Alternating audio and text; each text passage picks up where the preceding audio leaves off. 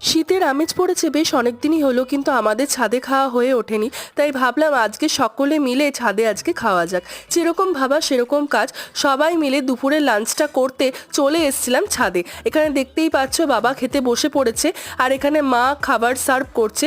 আর এরপর ভাইও চলে এসেছিল সালাড কেটে নিয়ে।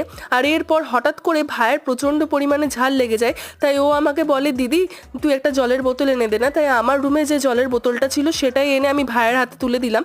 আর এরপর জলটা খাওয়ার পর ও খাবারটাকে পুরো ফিনিশ করে দিয়েছিল। আর এরপর চলে গেছিলাম আমি নিচে।